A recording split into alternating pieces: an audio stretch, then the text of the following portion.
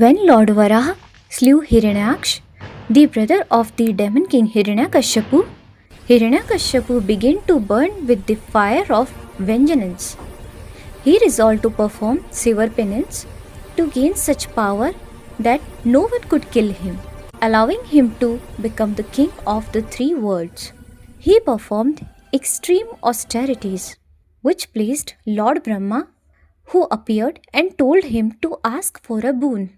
Hiranyakashipu very cunningly asked, O Lord Brahma, may I not be killed by anyone in your creation, neither indoors nor outdoors, neither during the day nor at night, neither on earth nor in the sky, neither by any projected weapon nor by any handheld weapon, neither by a man nor by any beast.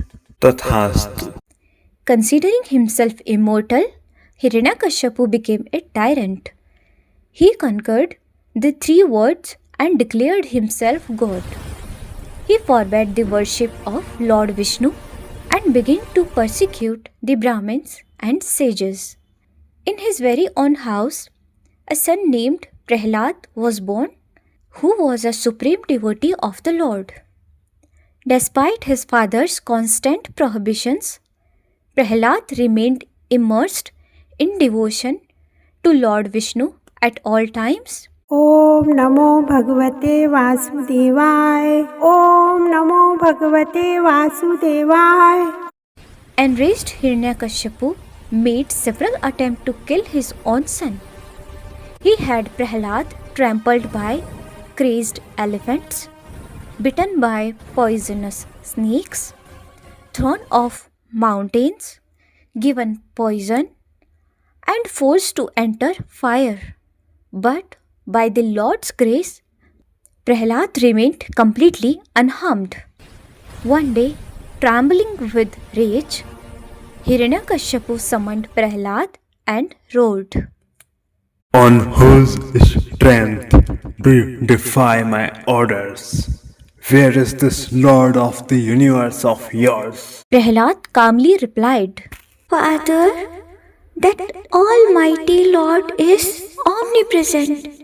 He is in every single atom. Is that so? He is everywhere. Then is he in this pillar as well? Yes, he is in this pillar too.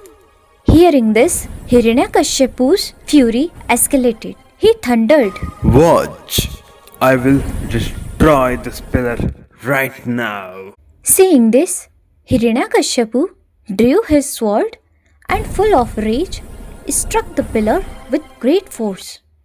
At that very moment, a terrifying sound erupted from the pillar, and it split apart. From within it, a wondrous and supernatural being emerged.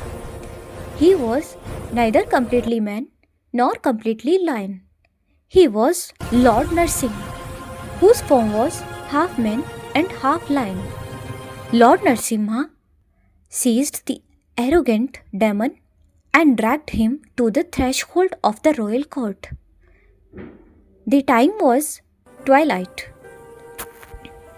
He placed Hiranyakashipu upon his thighs and, while honoring Lord Brahma's boon, tore the demon apart and killed him with his sharp claws.